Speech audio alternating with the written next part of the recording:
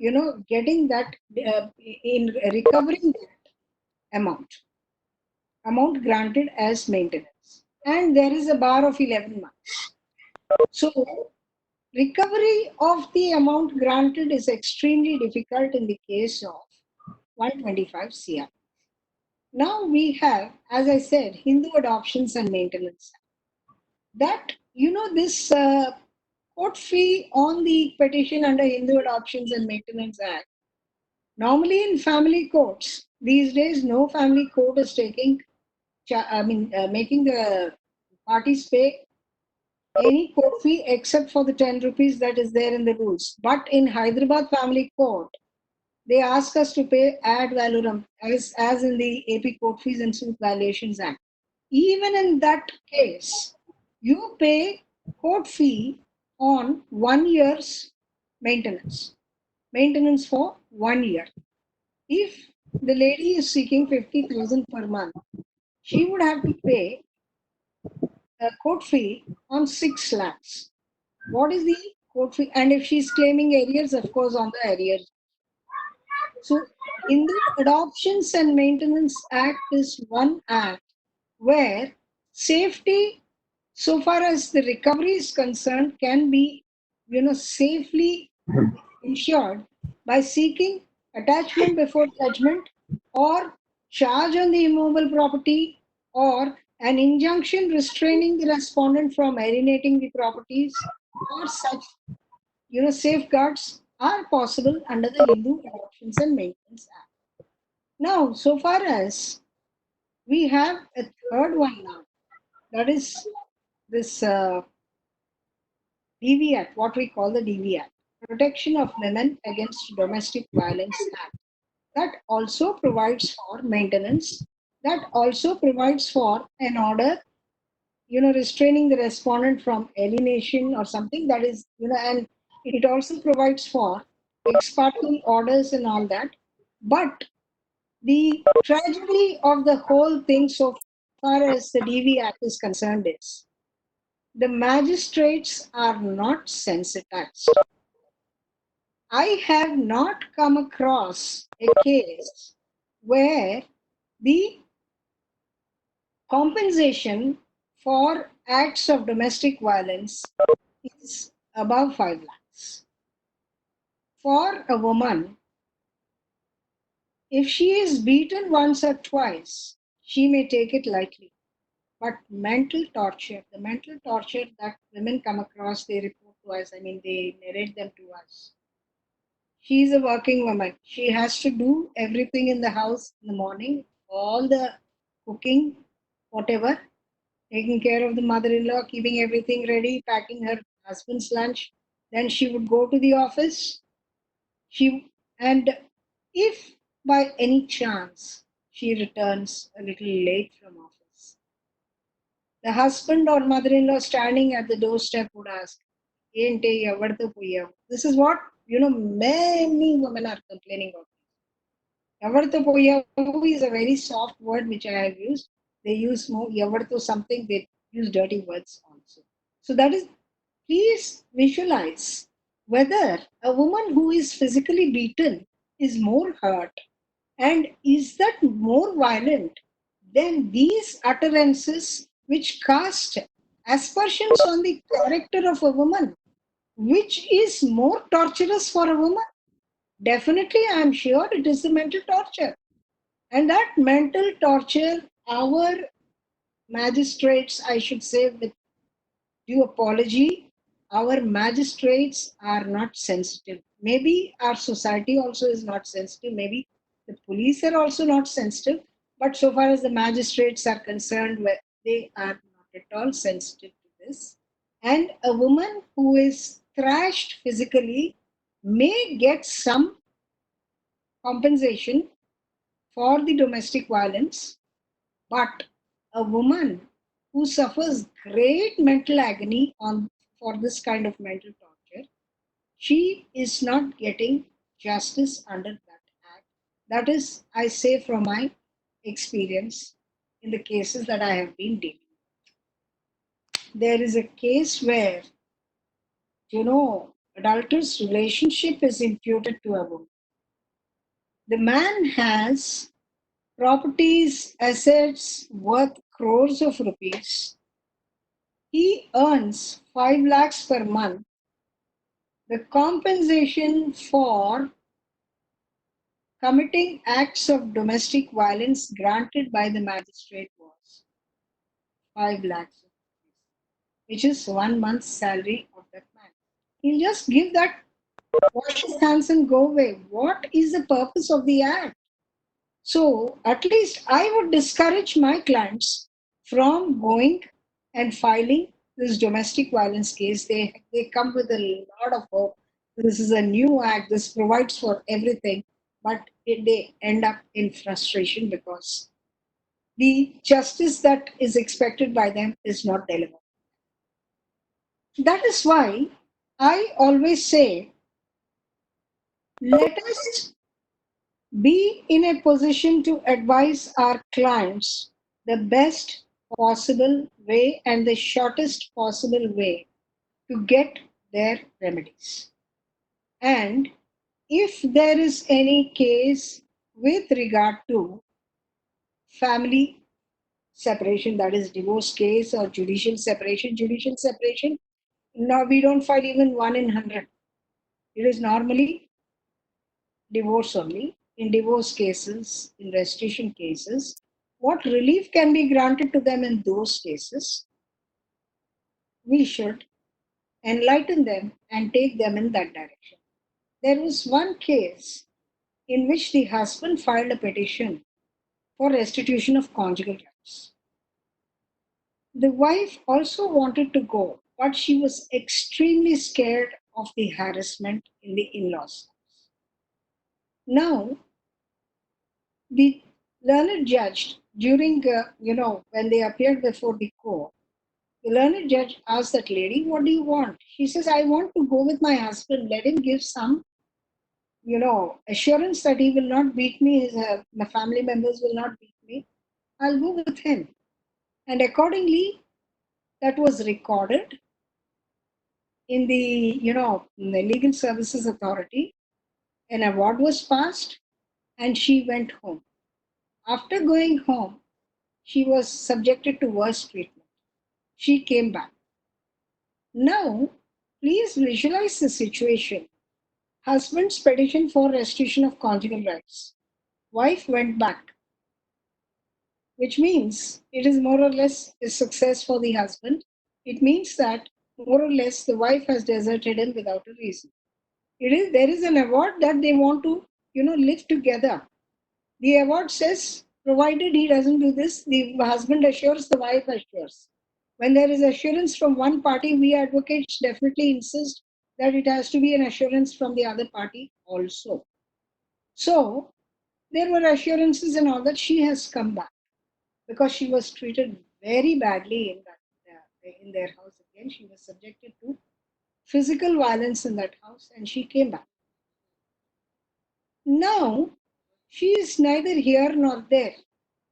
She doesn't want to go in for a divorce. What can she do? She just wants maintenance. I have advised her against any case under the DV Act. What I have advised her is a petition under the Hindu Adoptions and Maintenance Act, because she has to pay school fee in the month of June. And thanks to this lockdown, that petition is prepared, but it could not be filed. So, the remedy that we offer should be definitely suitable. It should be tailor made for the party who is before us, and not a general formula for all the clients. We have to exactly assess the situation accurately and then suggest a remedy to the client. And the remedy should be such that she really gets justice. Under Hindu Adoptions and Maintenance Act, first of all, some charge or some injunction can be obtained. Charge would be the final thing. Even under Section 25 of the Hindu Marriage Act, Charge is the final thing when the decree is being passed. In fact, we were able to secure a few decrees wherein charge over immovable property was ordered in a decree for divorce plus permanent alimony, etc., etc. And that charge over immovable property was one of the reliefs which we saw. But in that case, let me tell you, there is a small twist here. Charge can be sought only in relation to the relief under Section 25. If we seek a relief under Section 26 for permanent maintenance of the minor children, there is no possibility of seeking charge over the property under the provisions of the Hindu Marriage Act. There again, if you want charge on property for securing the maintenance of the children, you will have to resort to other procedures. So, what is the need of the hour is something which we have to assess based on the instructions given by the client, and according to that, we have to guide the client. Now, the biggest problem, as I have stated when we started, is these situations where the husband and wife lived in a foreign country, had some differences there. They came back to India, or the wife comes back to India with the children, and then she files a petition for divorce here. The husband files a divorce petition in the other country, and then this kind of problems have become very, very frequent these days. And many problems, there is abundant case law on this kind of problem, and that itself shows that this kind of litigation is on a steep rise. Coming to the question of divorce between the parties who are living in US. They are married in India. They lived for a long time in US together. Their children were born in US. They are citizens of US by birth. Then husband files a petition there. Husband is a H-1B visa holder. He files a petition there seeking divorce. To file a petition in a foreign country, especially the United States, a party doesn't require any ground. They can only say irreconcilable differences and be done with it.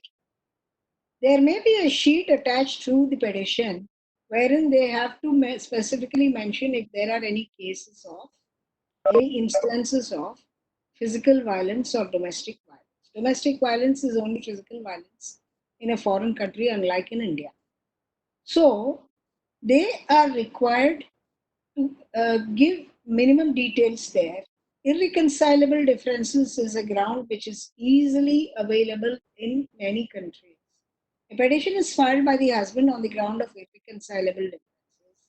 When the wife comes to India, she is not comfortable with the US divorce. The reason being, she has two children. Under the US law, the children, with the custody of the children, will be granted equally to the mother and the father. And being an Indian and being having the mindset of an Indian, she feels that it is safer for the children to be with her.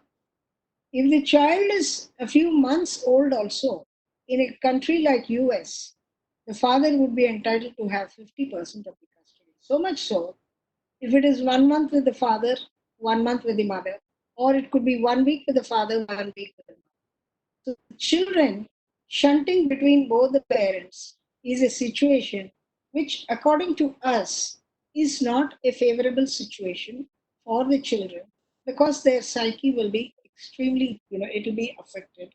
And then there is this recognized tendency in the parents to actually, feed negative things about the other parent in the mind of the children. This is there throughout the world. we think that the other side of fence is always green, but in my experience, I have seen this is so throughout the world. The parents tutoring the children against the other parent when the children are in his or her custody. This is another very negative.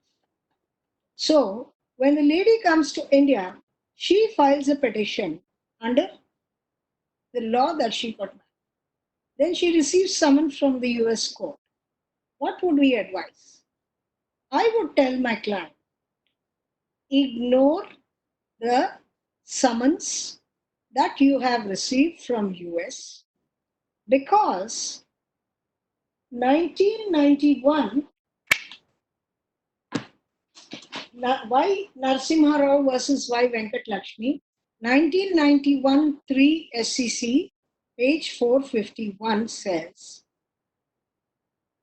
a decree of divorce passed in a foreign country can be binding in India if number one, it is passed by a court having jurisdiction as contemplated under the law that governs them on account of their marriage.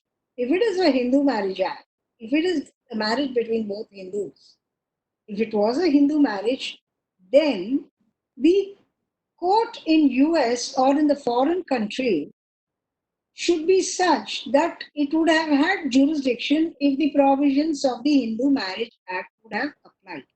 What is the criterion for jurisdiction under the Hindu Marriage Act? Number one, the place of marriage. Number two, where the parties last lived together. Number three, where the respondent is living. Or number four, if the petitioner is the wife, the place of residence of the wife. These are the four options that are available under the Hindu Marriage Act. If, sorry, if the court in US has jurisdiction within these parameters, then it would be a competent court to decide the question of divorce between them. The next thing is, number two, the ground on which divorce is sought and sought before the foreign court should be the ground that is available to the parties under the law, which governs their marriage. If their marriage is governed by Hindu law, the grounds available under the Hindu Marriage Act will only be available to the spouses elsewhere also.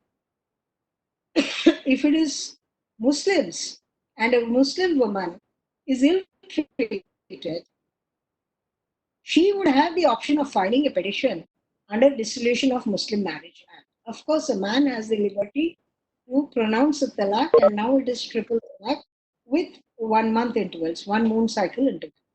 So, and if it is a Christian marriage, it would be under the Divorce Act. The court having jurisdiction under that act, the grounds available under that act, and then the third criterion would be it should be a decree which was passed after contest by both the parties. If there is no contest and if it is an ex parte decree, it is not binding. The situation is where the parties seek mutual consent divorce. A mutual consent divorce, even in a foreign land, by parties is very much valid and enforceable. So now you see the foreign court should have jurisdiction. The foreign court should take up the case or the petition should be filed on the grounds available to the parties under their personal law or under the law under which they were married. If it is a Special Marriage Act, under the Special Marriage Act. And then number three, there should be a contest. So that is why I ask my client not to contest the matter. I would ask my client not to contest the matter because that decree of divorce would not be binding on her in India, and that is not of any value so far as their marriage is concerned. Now, what happens if Indians get married on foreign soil? If there was a case which we have dealt, the lady is an Indian, the husband is from France, both of them went to China on some assignment, got married in China, and then one child was born in France, the other child was born in China.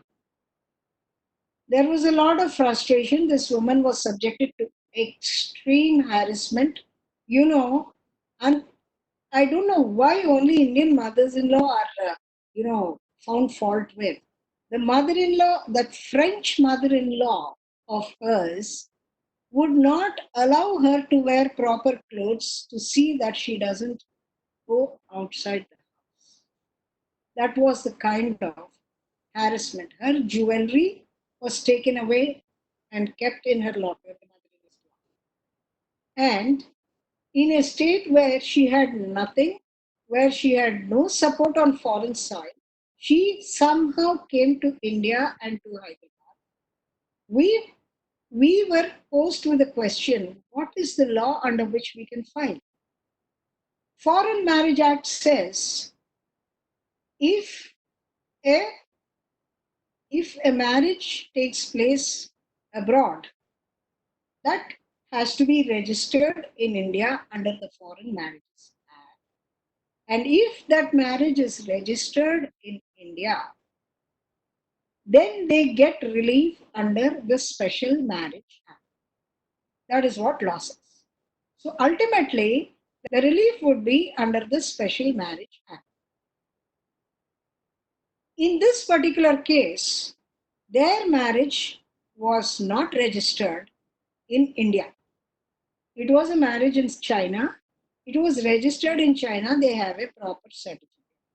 Fortunately, we could lay our hands on a ruling of the Andhra Pradesh High Court, which was confirmed by the Honorable Supreme Court. I'll pass on that citation to Mr. Bhaskar. He will circulate it to you. That it is not necessary for the foreign marriage to be registered in India to avail any relief under that act. It is sufficient if the foreign certificate or the document showing the marriage in a foreign country is such as to determine that the process of marriage was a legal process and it was indeed, the marriage process was undergone and that they are spouses. After we cited this decision, the OP was numbered. We could get her relief of divorce. We could get her relief of permanent custody of the children. We could get a relief under, we could get a relief of, alimony, permanent, maintenance for the children. All these reliefs were available to her under the Special Marriage. So this is the way we can, show a way to a person, to spouses who are married outside. And this is the law that governs them for the Foreign Marriages Act. And if the Foreign Marriages Act is applicable, then the relief would be under the Special Marriage Act. Now, what about the custody of children? This is a very, very complex situation, very, very complex matter, where both parties, fight for the custody of children. There are cases in which matter is decided that Indian courts have jurisdiction and Indian courts have passed orders for custody. There are cases in which they say comity of courts is a very important factor. So if a decree is passed in a foreign country, one has to abide by that. And then there are several judgments which swing the balance this side or that side each time. And now presently the last case was Lahari Sakamuri versus Shobhan Kodali, in which the situation is a little different. That is 2019 7 SCC 300.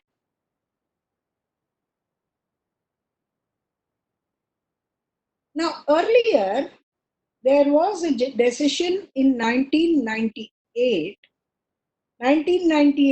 1 SCC page 112, Dhanvanti Joshi versus Madhav Ude. There, in that particular case, the judgment of the Honorable Supreme Court was that when the child is in India, on Indian soil, the laws relating to custody of children in India would definitely. So, there the Supreme Court held that definitely the courts in India can decide the question of custody of minor children who are maybe foreign citizens, maybe lived for a very long time over there, maybe both the parents, uh, uh, maybe they wanted to share the custody, or maybe they had an agreement to share the custody, whatever the circumstances, when the children are on Indian soil. The courts in India can definitely apply the Indian laws to decide about the custody of minor children. And to decide the custody of the minor children, definitely the principle is the best interest, the paramount consideration is the welfare of the minor child. Whether it is Guardians and Wards Act, whether it is Hindu Marriage Act, whether it is Special Marriage Act, or whether it is the Divorce Act. Kavita, someone speaker please unmute చేసుకోండి. Whether it is the Hindu Marriage Act, Guardians and Wards Act, Special Marriage Act, or Divorce Act, whichever act applies to the parties, whichever act is resorted to by the parties, the courts in India are competent. Now, there are situations where there is multiple litigation with regard to the custody of children. I was, in Lahari Sakamuri's case, what has happened is they lived in US. Both of them are highly educated. They were married in 2018. They were blessed with two children, 2012 and 2014. They developed disputes between them. Wife went to the US court and sought divorce on irreconcilable differences. As I said, there is a sheet attached to the petition for divorce, and that sheet, if there is any physical violence, there has to be a mention in that. She did not make any mention of any physical violence there, but she filed for divorce. When the mediation was going on, they could not come to a conclusion. Both of them were stuck on having custody of the children. The custody of the children was an issue which was not resolved amicably between them in the US court. When the case in the US court was pending, this lady came here because a relative of hers passed away, and while coming, she brought the children here. And after coming here, she has changed her mind. She filed a petition under the Guardians and Wards Act. She filed a 498A case here against her husband and in laws for harassment. And then she was successful in obtaining an ex parte injunction to restrain the respondent husband from taking away the children. I think Naumin is also doing a similar case in Jaipur. Naumin is doing a similar case in Jaipur. She took an ex parte order of injunction. It is an ad interim injunction, and the summons were sent through email to the husband. Husband filed a writ of habeas corpus. He also filed an appeal against the order of the family court. Both were tried together. The High Court at Hyderabad said that no, This cannot be done because this is subject matter there. And while she brought the children, after she brought the children here, the husband took an order, permitting him to take substituted passports for the children, which means that the US court has taken the matter of shifting the children to India very seriously. In US and in other countries, they would even issue warrant against the parent who has taken it. Is treated as abduction. It is, labeled as parental abduction, which is not a concept which is recognized in India. But there it is parental abduction. And on account of the parental abduction, the US court has taken the matter very seriously. And this lady comes here and files a petition under the Guardians and Laws Act. And then she receives a summon from the US court to answer whether she's staying back or coming back. She said, no, I have not shifted to India. I have come temporarily. She also misled the US. Ultimately, in that case, what has happened is the High Court said, no, it is not fair. You have subjected yourself to that jurisdiction. Please go there, take the children there, and decide the matter there. In the habeas corpus, also similar order was passed. Then this was carried to the Supreme Court. The Supreme Court also said, return the children to US, repatriate the children to US. So these are just, small examples of how deep a conflict would be. And this is just within the short time that we have. This is a little projection that I could give about the cases, the nature of cases that are now emerging. So these are, even a divorce on foreign land is an easier problem to resolve than the custody. Now, I was just saying that parental abduction case. You are doing one in Jaipur, Rajasthan. Ma'am, the Jaipur one, I heard it. I heard it. Yeah, exactly. Right. So this. And you were suggesting me to use Lahari Sakamori's case also while I was discussing with you. Lahari Sakamori's case. I told you that you can use Lahari. Exactly. Similar case. Huh? Yeah. So these are just small examples of the complexity of the issues that arise on account of spouses being abroad and in India, multiple litigation, the complex questions of law as to which law would be applicable. Now we have these conventions, UN conventions and the Geneva conventions and these conventions wherein both parents actually are recognized as having equal rights over the children. And they're equal, we are not signatories to those conventions, but gradually the Indian lawmakers and the Indian courts are also recognizing the fact that if children are in the custody of one parent, the non-custodial parent also is entitled to visitation or temporary custody now and then, because the children require the love of both the parties, both the parents. Of course, there are cases where there are obnoxious allegations. You could call them allegations. In certain cases, there are facts which are stunning. There was a case of custody of a minor child. The husband and wife, along with their child, a daughter, who is now aged about 16 years, they used to live in Canada. And in Canada, she was admitted to a premier institution. She was studying there and she was in a hostel. And then suddenly, husband also was doing very well there. He had his own company and all that. He had very good income. He's working for Infosys, I suppose. And that case is still pending actually. That minor girl, was subjected to sexual harassment by the father from the time she was 6 years old. She did not know that this was wrong.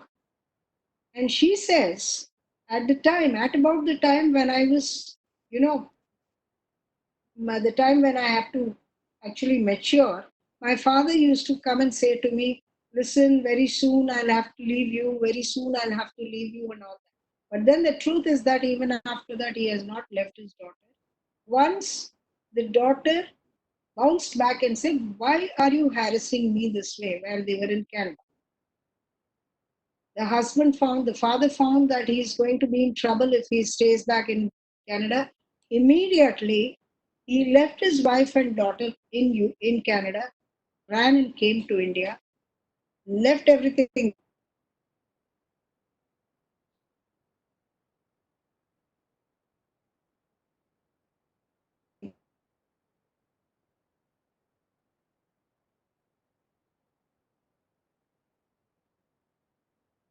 Forces. She can't discontinue her studies. This is the complex situation. Now, in that case, of course, the learned judge spoke to the father, spoke to the daughter, and she passed an order restraining the father from contacting the daughter under any circumstances.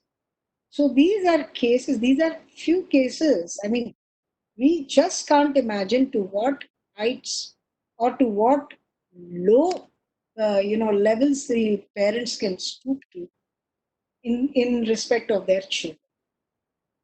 There is a case where two little girls have come and complained to their mother that during the interim custody or weekend custody of the father, they have been abused by servants. When we put that before the court says, how can such a small child say about all these things? They have their own way of saying. These days, children are very smart. So here we have complex situations, and more often than not, we emotionally get involved in them, and then we find it extremely difficult if the order goes the way it should not have gone according to us. So, my 1 hour is over, Mr. Bhaskar. Madam, time is there. I scheduled for 1 hour 40 minutes. I scheduled it for 1 hour 40 minutes. Huh? Still time is there. I scheduled it for 1 hour 40 minutes. 1 hour 40 minutes. I'll continue, no problem. I can continue, no problem. See, I'll do one thing. I'll till 5:15 I'll continue, and at 5:15 we'll start our interaction. Yes. Okay. So these are a few complex cases where, the question of custody, the question of divorce, and all these things. Divorce again, as I said, are a matter between two adults. But children, what happens to children when the question of their custody becomes a battle, becomes a bitter battle, and they are actually pulled by both the parents, they would tear apart some. But let us just give a thinking whether this concept of dividing the children between both the parents is safe for the mental health of the children. That would depend a lot on the conduct and behavior of the parents. Education has nothing to do with the conduct and behavior. That has been my observation in my 40 years of practice. Education has nothing to do with the conduct and behavior of the adults, of the parents. Their cordiality, despite their disputes, should be there if the children have to be happy with both the parents separately. But that cordiality is missing. On the other hand, the main concentration of the parent in custody or the non custodial parent when he or she is having the custody would be, what is your mother doing or what is your father doing? Who all come to the house? Who all go from there? There was a case of divorce where, it was an intercaste marriage. That man developed relationship with another woman and he said, I don't want you. let us take divorce. This lady was very, very sure that this man is not stable. He'll go there, he'll come back. I'm sure he'll come back to me. This was her mindset. And she said, yes, come on, let us take a mutual consent divorce. In the mutual consent divorce, he has agreed that custody would be with mother and he could come and see the children anytime. He has agreed that he would transfer a particular property in the name of his wife. He has agreed that monthly he would pay a certain amount for maintenance of the children. And he has agreed so many other things. He has not done anything. And his affair with that woman, it went flat. Nothing happened out of it. But this man, in spite of his divorce, on the pretext of seeing the children, he comes in the middle of the night to this lady's house to find out whether she is sleeping with anybody else. Why? If she is, what is wrong? She is a divorced wife. This is the mindset. This is a very common mindset that is spoiling the children. Their mindset, their psyche, they are disturbed. They either become extremely, insecure, or they utilize these circumstances to manipulate both the parents. Either case, it is very, very bad for the children. And they should not be left that way. See, all these, slogans or whatever you call the expressions that we use, welfare of the minor, of the children, paramount consideration, this, that, and all that, is confined to books, not in practicality. Now, as advocates, I'm sorry for how interrupting. do we help? How do we help in improvement of this situation? This is something which we definitely have to play a very important role in. We do our case, we are paid some fee, the case ends.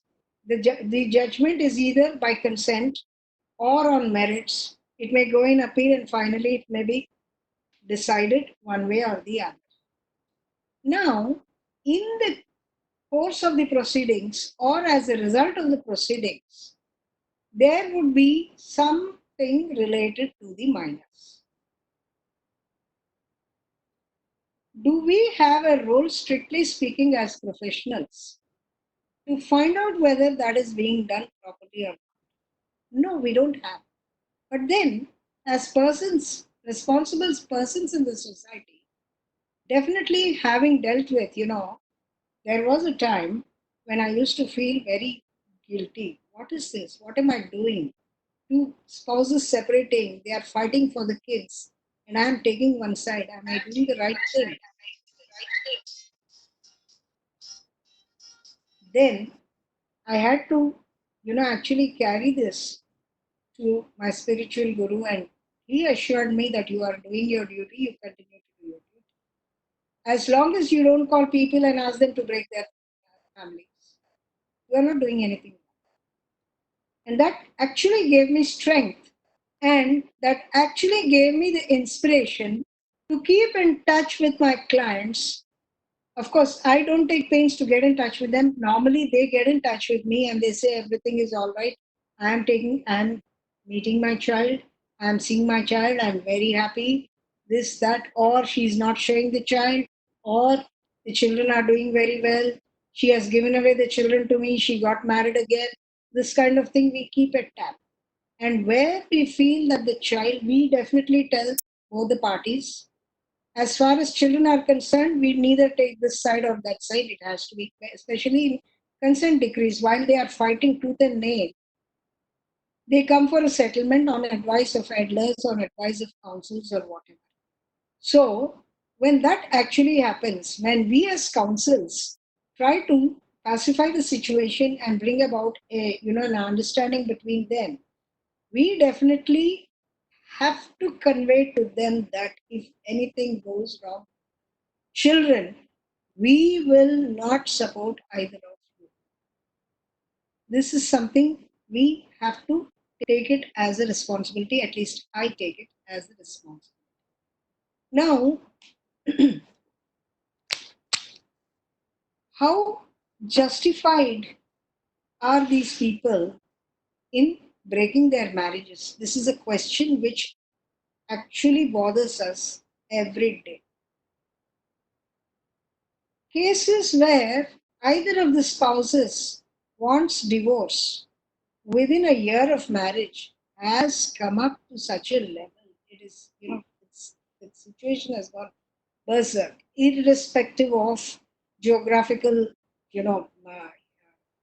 geography or culture or whatever, wherever they come from, whether they are from Orissa or Bengal or Andhra or Tamil Nadu or Kerala or any other place, breaking marriage within 1 year has become, coming for a divorce within 1 year has become so common.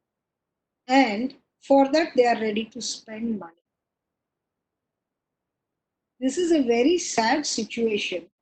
You know, if we look at the laws, I mean, these laws are, according to the statutes, they are a picture of the personal laws.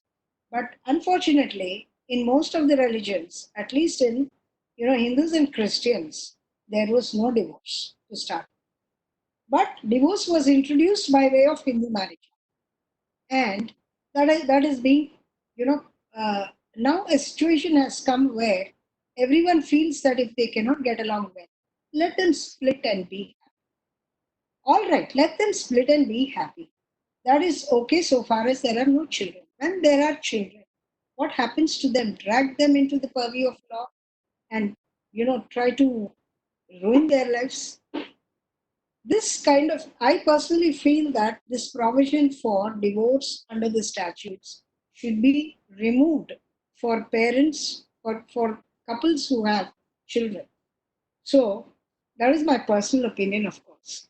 Now, these are situations which we keep facing every day, and each case has a different dimension, a different situation, a different background. And as practicing lawyers, we have to, cope with those situations, keep our cool, balance our mind, and give them a solution. So this is something, as practitioners, as legal practitioners, as the, whether today, because of the lockdown, none of us is having any, but still we are something in the society, and people, we are in a position where we have to teach people by advising them properly, at least when they come to us.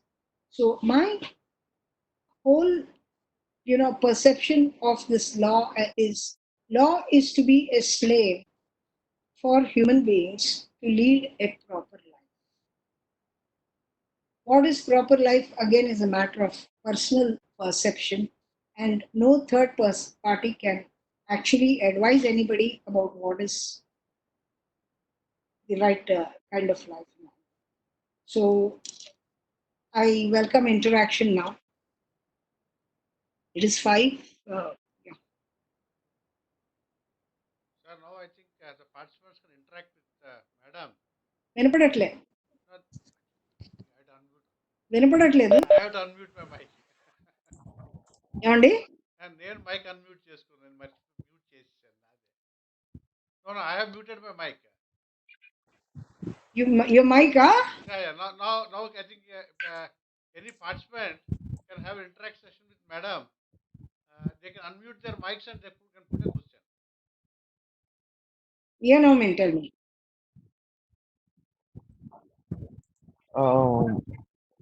Good evening అండి question ఉంది family యాక్ట్లో అడగచ్చా? అడగండి ఎవరండి నా పేరు బాలా అండి. బాలా గారు చెప్పండి ya the basic question basically we are the practice advocate right. Ya so what fundamental formula we have to use in the family law? Basically, family law all based on the emotion and relation and circumstances of the society.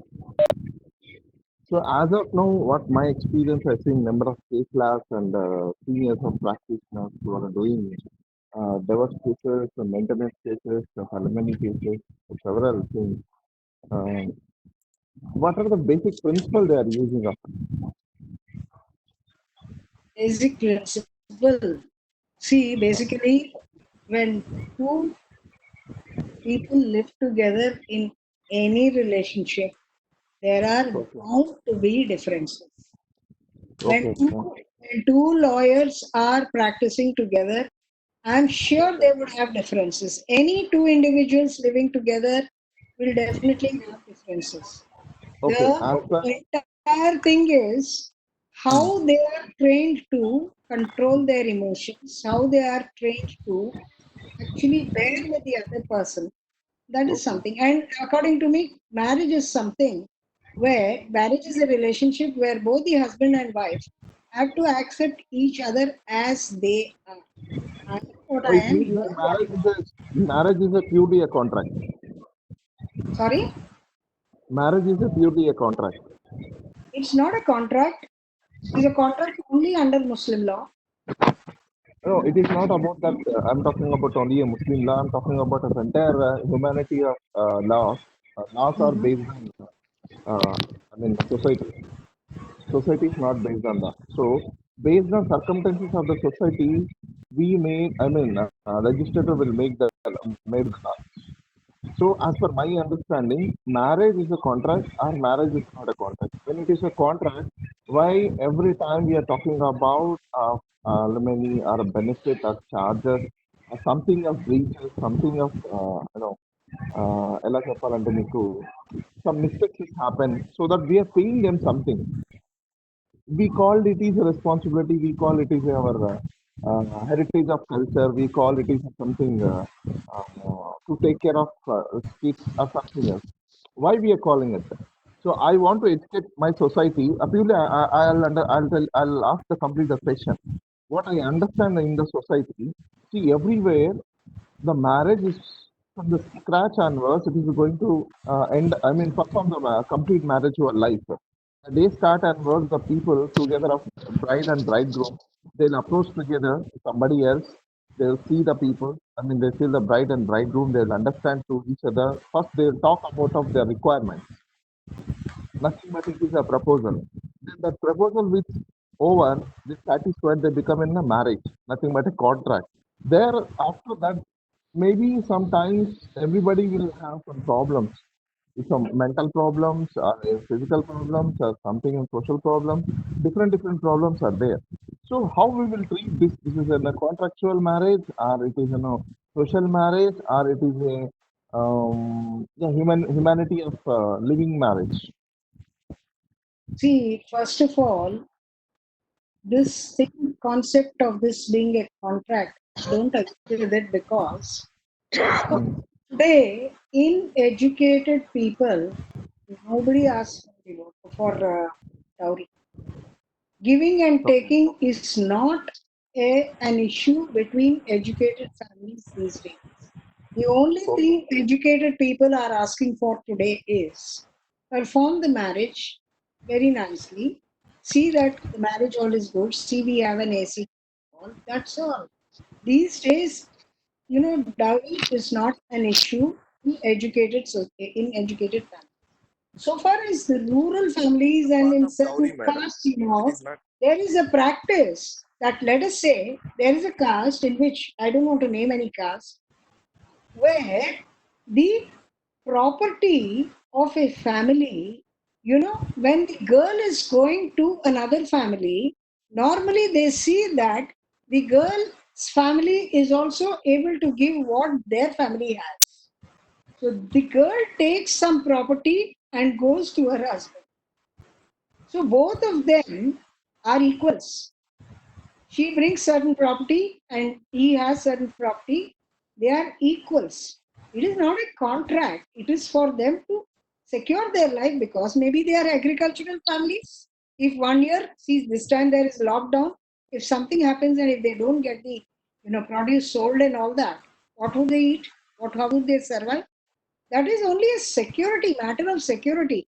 Just by giving some property or just by giving money and jewelry to the bride, it does not amount to you cannot term it as business under any circumstance. You cannot call it a contract under any circumstance. If it is a It contract, is there need purely a not be. security. It is a Sorry? mean by it is a security. It is a security. It is, basically a union of two families. It is not just union of two individuals. It is a union of two families in the society. It is a union of, these families because of the marriage of these two individuals. That is how, socially we have relationship. Relationship spreads that way. Families, to have a child, one has to be married. Marriage is also, if you look at it that way, it is also not a contract. It is, the sanctity. The end of the day, for any case, their victim is expecting of remedy, nothing but something else of benefit. See, now the population has increased.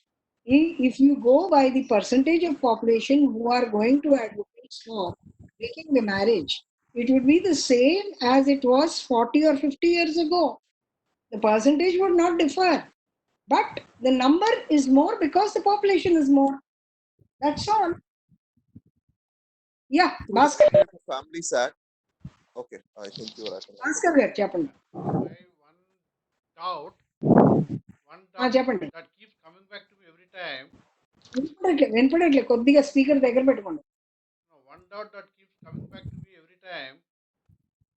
One doubt that keeps coming back to me every time.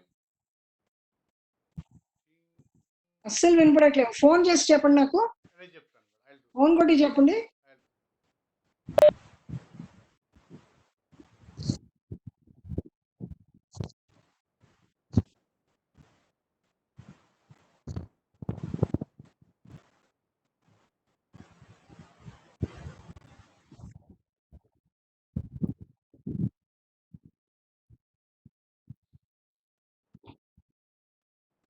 చెప్పండి. I'm putting it on speaker. Yeah, madam. చెప్పండి. One doubt that keeps coming back to me every time is suppose in a case, allegation or counter allegation are made against each other, and the allegations are not proved or the counter allegations are not proved. Any further, is there any remedy available further to resolve the issue? See, actually, when allegations and counter allegations are there, it is a favorite situation for dissolving the marriage. If one of the allegations made by either party falls within the purview of that Jai Krishna Panigrahi's case, then automatically the cruelty would be established as against the spouse, who has suffered that allegation. So the divorce can be granted there. If both of them are making allegations and counter allegations, these days, though, irretrievable breakdown of marriage is not a ground. In these days, what is happening is the courts are dissolving marriage, though they don't have the power. They don't have the power under the law just because, but both the allegations are not proved. Now, let us also take this situation where there are allegations touching upon the character and conduct of either of the spouses. The spouse who made such allegations has not proved the allegations. Then it automatically, is a ground for divorce on the ground of cruelty. Unsubstantiated allegations definitely constitute cruelty if they touch upon the character and conduct of the other spouse.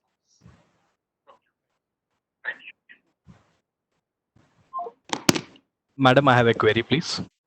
Yes, I know you. This is Bharat Reddy, madam. Bharat, madam. Okay.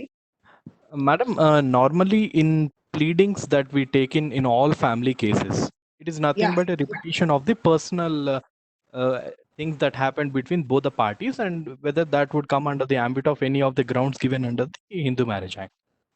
Madam, I personally have seen many people pleading it so badly that it disgusts other people.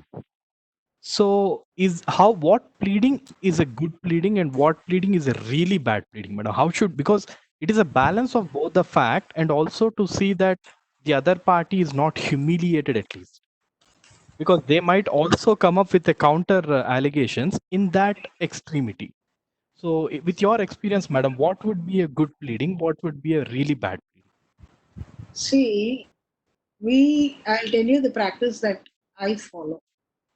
I ask the party to give a written narrative, either in writing or send it through mail or whatever. And see, this is all, venting out the grievance, venting out that bitterness which they've been swallowing all these years. And once they write that, once they put that on paper, half of that venom is out. Now they'll be a little relieved. That is where we can actually tell them that, listen, this should not be like this. If you write like this and if you don't prove, you will be the loser. We can say that. And certain times they write those abuses so explicitly that it becomes horrible for us. And we try to say that in language which cannot be reproduced in words for the sake of decency and manandras. But so far as we are concerned, when we draft a petition, basically we draft a petition. When we draft a petition, I say, close your eyes, look at it as a complete picture. ఒక picture చూసినట్టు, look at it in picture and reproduce that picture in words. You have to see it and draft it in words. Look at the picture and write the picture in words. Describe the picture in words. That's the best way you can do. And indecencies, minus the indecencies. Okay, Mr. Bharat Reddy? Thank you, madam. I also have one more query, if I may ask, ma'am. Yeah. Here is a situation where a couple got married in India, went away to the US to live there. The wife comes back stating that she's not willing to stay with her husband for various reasons. No issues out of the marriage. The husband initiates proceedings in the US, divorce proceedings, and the wife also initiates proceedings in India. So what would be the right course of action to take, ma'am? The divorce in India is the final, it has finality. The divorce in US, unless she agrees to it or unless she contests it and is granted, in terms of 1991 Supreme Court, that is not valid. So if I were to advise, definitely I would say that continue the petition and this, and I would advise both the parties to settle because both of you want the same thing. It would cost money. To convince a girl to accept less money, we would say, if you are expecting this much, you take this much, you accept this much, and you think that you have spent this much in buying the time in the rest of your life. If you have to fight a case, it would take 10 years. You think with this much of money, you are buying 10 years. If we have to, advise a husband, we would say, if you are, wanting to pay this much, you pay this much so that you buy 10 years in your life with the rest of the money. Litigation in a family matter is a minimum of 10 years. There is no doubt about it. In High Court, 2004 matters are still pending. We still have them in our office. What do they do with their lives? They're all married, I'm sure. It's become a joke, actually. Yeah. Anyone else? Thank you, madam. Thank you, madam. Continuation with Bharat's question. Sorry, yeah. Continuation with Mr. Bharat Reddy's question. This is a scenario where it is a case of divorce, where parallel proceedings are running between both the countries, and of course, proceedings in India will stand so far as the wife does not participate in the US. Yes. What is it when it comes to the child custody, international child custody? Inherent delay in the Indian judicial system, so far as the custody issues are concerned, it takes nothing less than 2 to 3 years for the custody battle to be decided. In the meantime, the US court decides a battle. See, that is why this Hari Sakamuri's case, That is a question that has been resolved in that. There is an echo. Someone, yeah. There is, that is the question that has been resolved in Lahiri Shakamuri's case. There is a case pending there. There is a case pending here. The court here in India said, no, please go back to US and fight your case because the case has begun there. See, this custody does not stand on the same footing as a divorce so far as this international issue is concerned, where the children are born in a foreign country, where their custody normally would be, where their normal place of residence. You see, under the Guardians and Wards Act, it says the court where the minor child normally resides, normal place of residence of the child would be the place where the court has jurisdiction. If the child is residing in USA, under the Guardians and Wards Act, it would not have any jurisdiction. But under the marriage laws, you can definitely ask under Section 26 of the Hindu Marriage Act or the corresponding provision under the Special Marriage Act or the Divorce Act. If it is a composite, case for divorce and child custody, you may succeed in, carrying on the case in India. But if it is exclusively a case for custody, it has to be at the place where the child normally resides. The child is normally residing in the US. A custody simpliciter in India is a bad advice. If the children are US citizens, they are governed by US law. And an ordinary resident there. And an ordinary resident of US, then I'm sure the court will ask the parties to go back to US. It has to. Following the case law that has been, that has developed till date, the child will be, the parent who has brought the child to India will be directed to take back the child to the parent. So the better way to approach it is, if the lady brings the child to India and she wants the custody, a better way to approach is a composite case of divorce along with the child custody. Yes. Exclusively child custody cannot be maintained. If we have to advise the client, we should advise her or him to file a composite case for matrimonial relief and other reliefs. Because there, in that particular case, the court would have jurisdiction because the parties are married in India. Yeah. That is a differentiator in the Jaipur case that I was discussing. They should have done that. They should They have should filed have- for divorce along with the child custody. Thank God that they have not done. They have not done that and they have filed it under the Guardians and Wards Act. That's what is putting me under good standing here. Anyone else? Madam, this is Bharat again, ma'am. Sorry, I have one more query, ma'am. Yeah. In regards to service of summons on a resident who is living in a foreign country, ma'am, what if he's avoiding it on a continuous basis? He's not even contactable, even through email. And the courts over here wants a substantial proof that the process or notice has been served on him. See, So normally, is the service through email deemed service, ma'am? yes, the law is now amended. Email service is also permitted. There are courts which are permitting even service through WhatsApp. Yes, ma'am. And But we've had a query from the.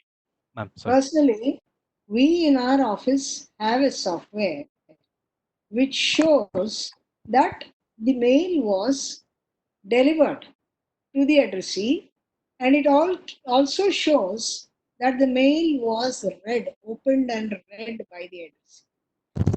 I think that would solve the court's problem, ma'am.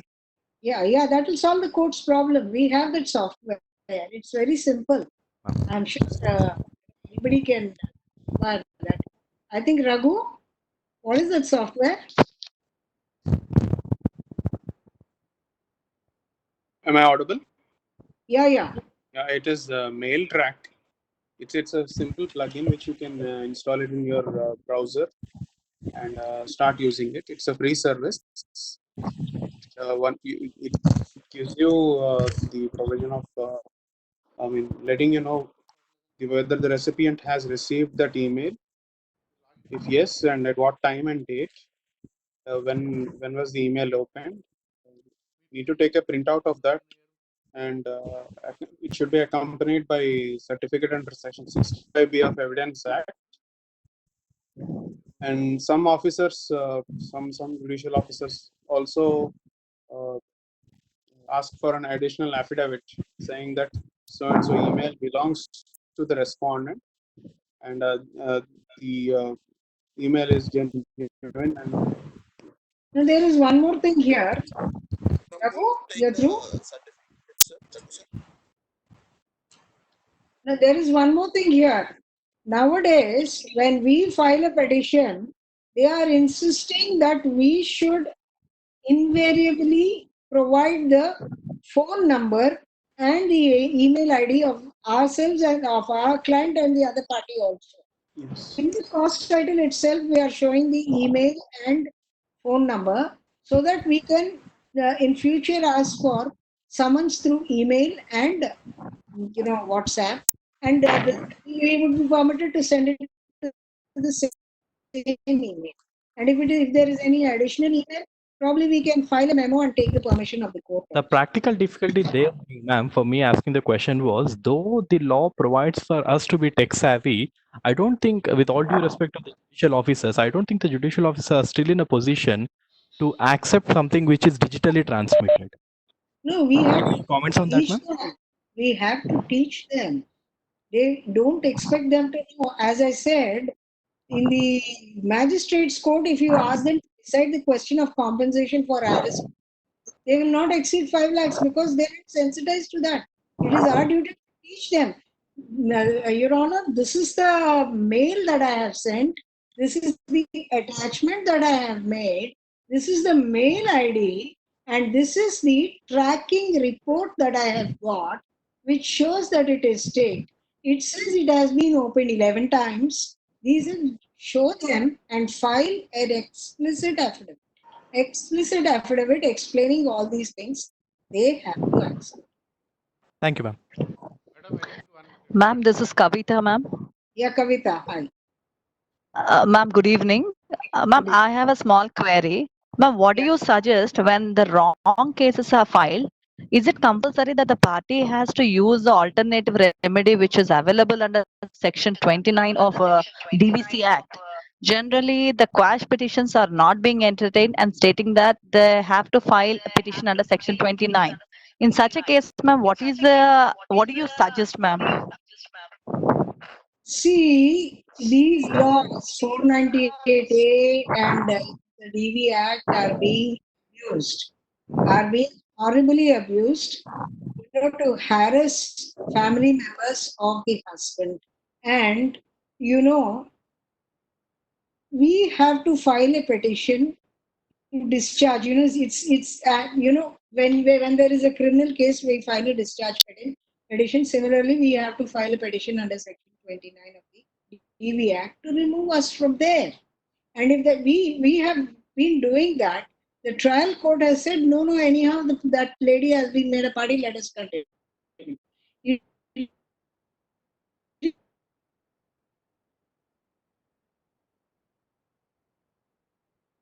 The husband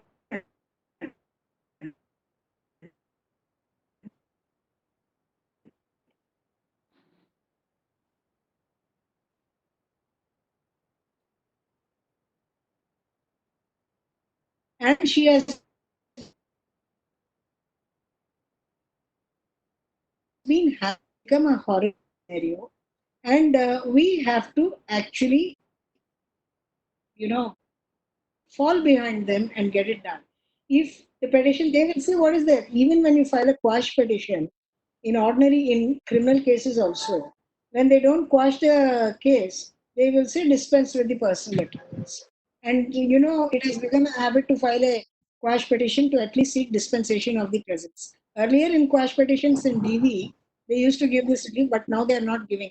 As you rightly said, continuing a case against a person who is not at all, having any role in the matter is an atrocious thing for any person to do. And please follow up that. You have to follow it up. You don't get disheartened. You press for it every time because these magistrates don't touch such petitions. You press for it every time and you see that the thing is taken up. And if by chance you do not succeed, carry it in appeal and then carry it in revision till then take stay of appearance of that person or stay of proceeding so far as that person is concerned. Okay? Your Thank you very much, ma'am. Yes, ma'am. Yes, ma'am. Okay. One participant, Vijayalakshmi, wanted to address your question. Vijayalakshmi, tell me. Yes. Hello. Yeah? Hello, ma'am. This is Vijayalakshmi. Hi, ma'am. Yeah, hi, ma. Just I filed a guardianship and wards act. So for seeking of child custody. Right. So wife and husband taken divorce, and it was disposed on in the year 2018. So after that, I have seek for visiting rights.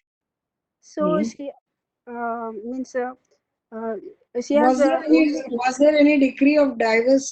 Was there any decree regarding yeah decree, and it was custody?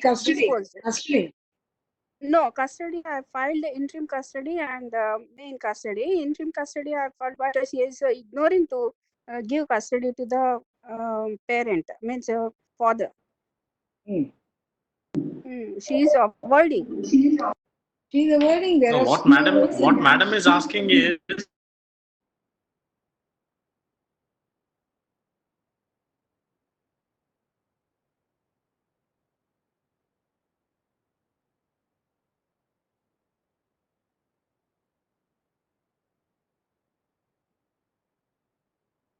in the divorce, the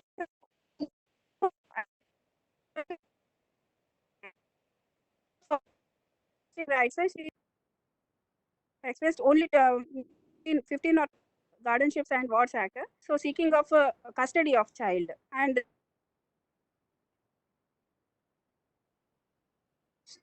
minor child custody.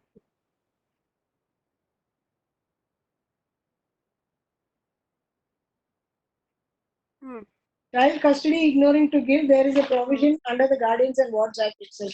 Though There she is a is provision, taking penalty maintenance, for child contumacy. maintenance, and I Section read 45. that maintenance regularly. Only Section 45 Guardians and Wards Act you can file a petition. You have an option of filing a petition.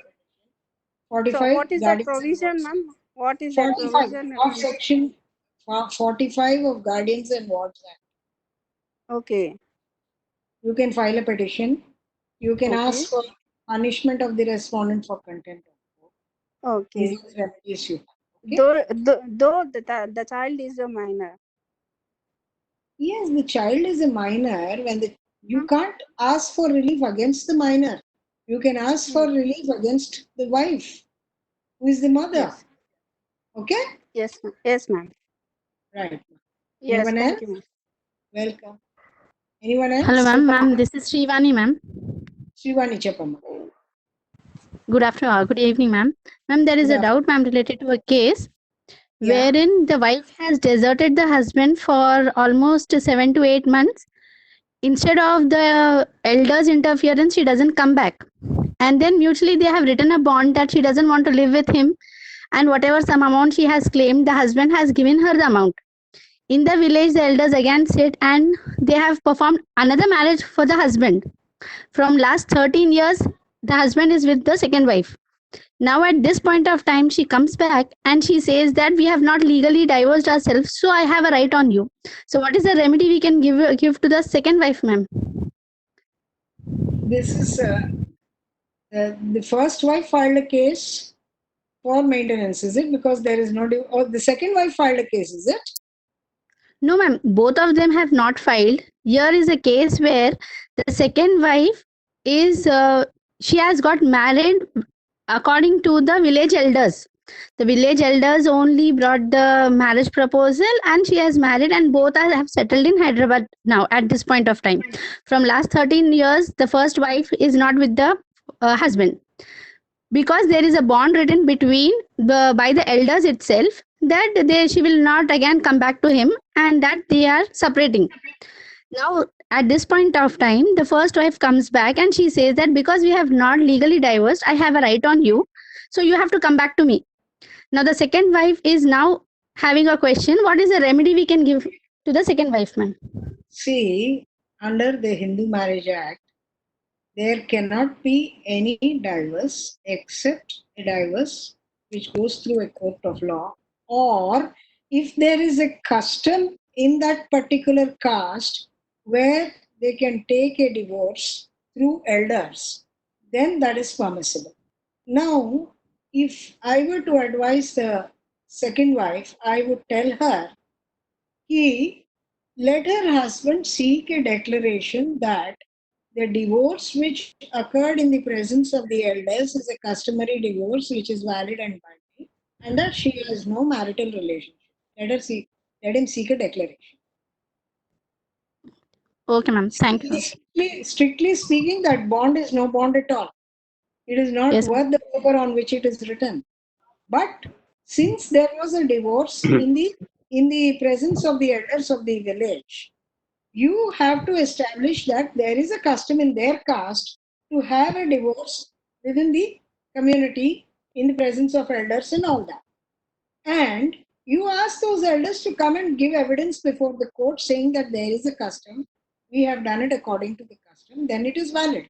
Otherwise, that divorce is not valid. He has to seek a declaration that the marriage has terminated with the decree, with the divorce, customary divorce that was granted 30 years back.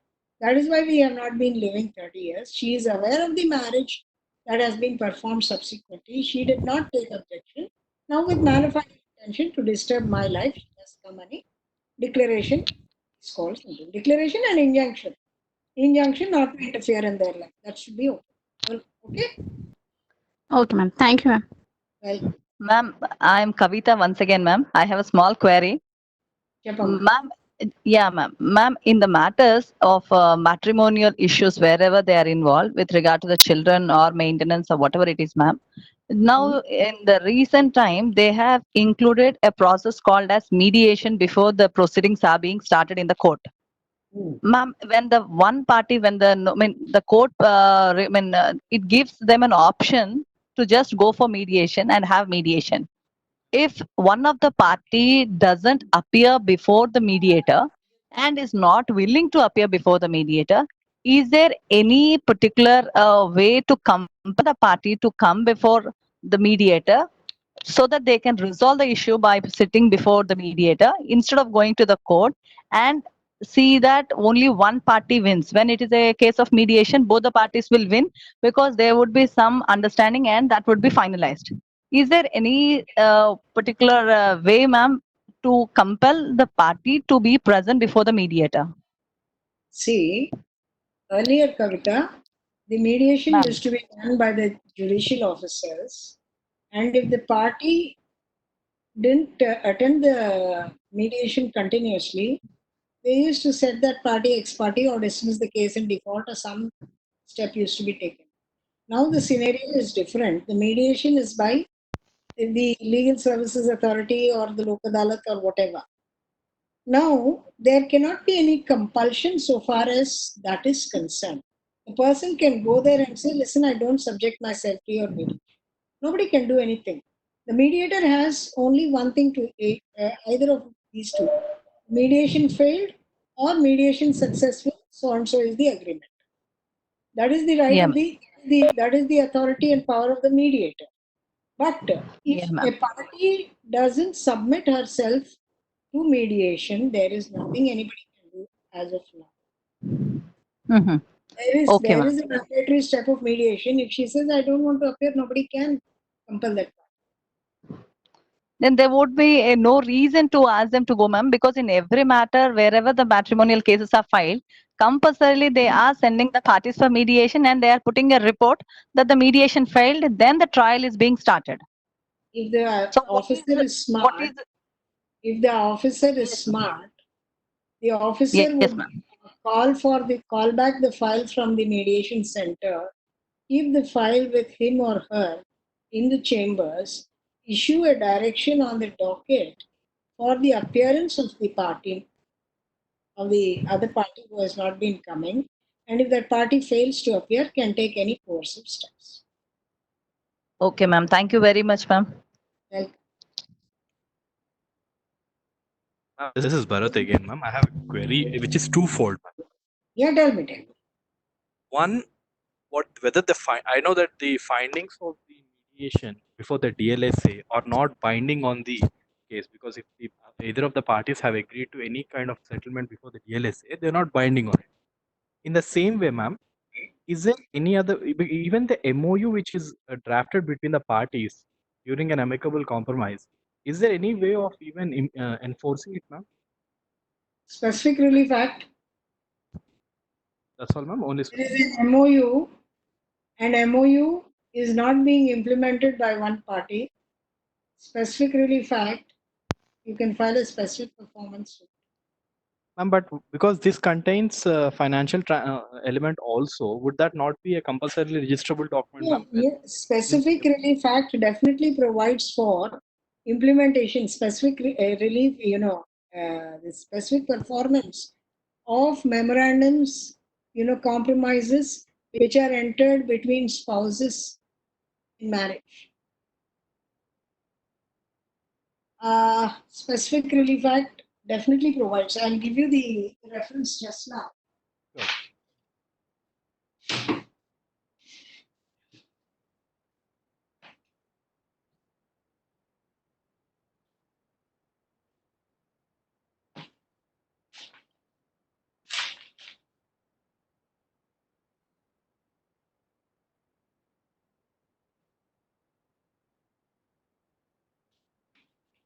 Section 15, who may obtain specific performance? Right? Yes.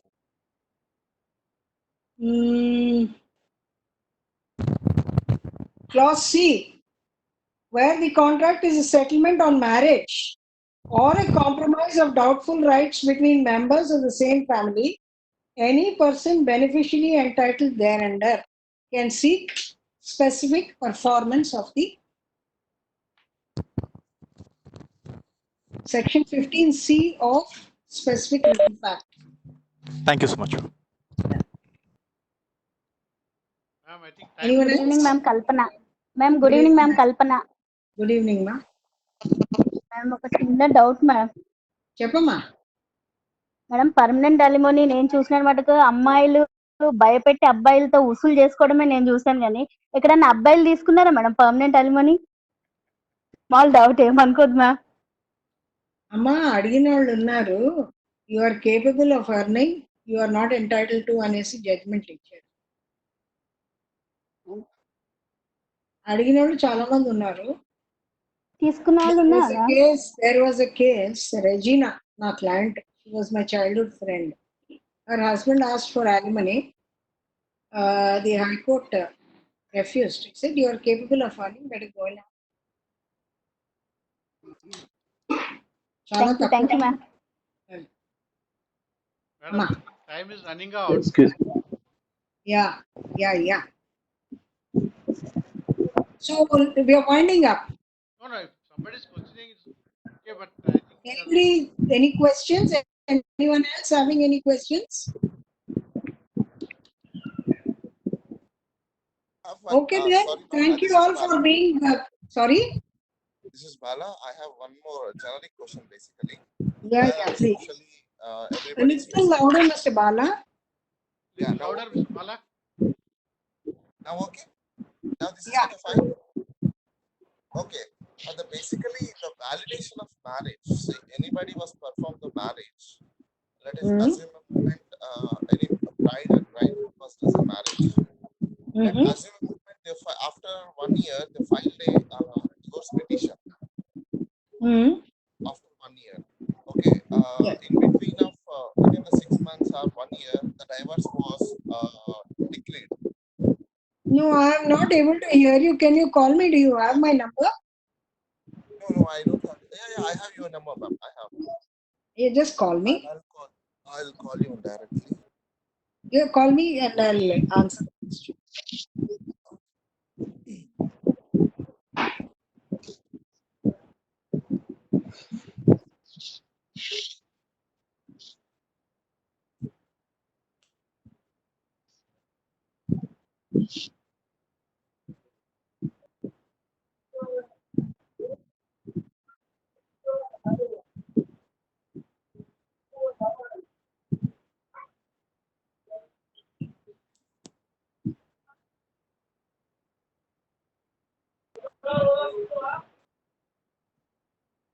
బాలగారు phone చేస్తున్నారా? I don't have your number, ma'am. Can you tell me your number? 98660 Okay, second. 85 85000. 850.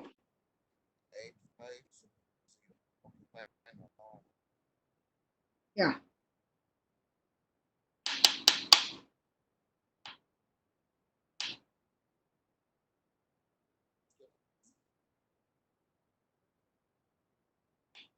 Number is getting busy.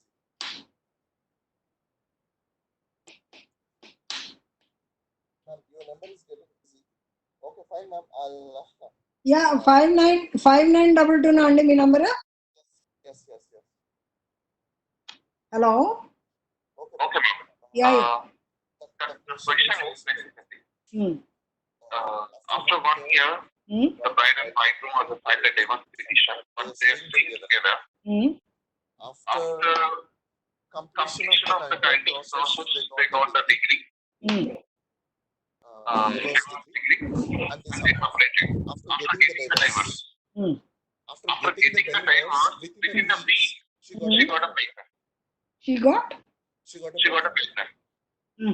Within a week, nothing but 1 or 2 weeks. Okay. So that pregnancy is a valid. So who needs to take care of the kids? See, a lot would depend on what they have written in their divorce petition. If they have written in their divorce petition that they have been living separately and they don't have marital relationship at all, then there would be a burden on the lady to prove that the husband, I mean the ex-husband, is the father of the child in the womb. Okay. She would be bound by what she has written in the petition. She They could. written in the petition they are staying together when the process is going on. After getting the degree, they separated from the same marriage. They divided. They stay somewhere else. But the in between of the period, maybe the mutually they are understanding because they have each and every man of the one attraction. But they are unable to understand to continue their life. But it was perfect. Then in which case, the paternity definitely would be, if there is a definite assertion that they were living together, then there need not be any doubt cast upon the paternity of the child. If the father casts any doubt upon the paternity of the child, the mother should take it to its logical end. Paternity test would be there. Okay.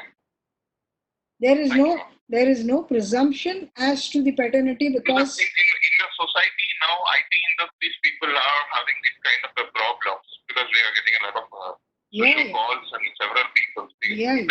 The white collar job holders have this kind of a problem. Yeah. Living together is now accepted as a common thing. So these problems are bound to arise. But whatever it is, whether they are husband and wife or whether they are just live-in partners, whatever their relationship and whatever their interpersonal rights may be, the child will be born with rights and nobody can take away the child's rights. Okay? Okay. Thank you. Thank you, madam, for Okay, the thank you. time. Yeah? Thank you, madam, for sparing a valuable time today and sharing your experiences, madam. Thank you. It was nice. It was nice to be with everyone, and I'm enriched myself each time we share something. We get more of it. So I'm also very happy. Thank you all for the opportunity and thank you for the patience. Thank you very much. Thank you, ma'am. Thank you very much, madam. It was very interesting. Thank you very much. Thank you, ma'am. Thanks. Welcome. Excellent lecture. Thank you, madam. Thank you, ma'am. Much, ma'am. Bye, Kavita.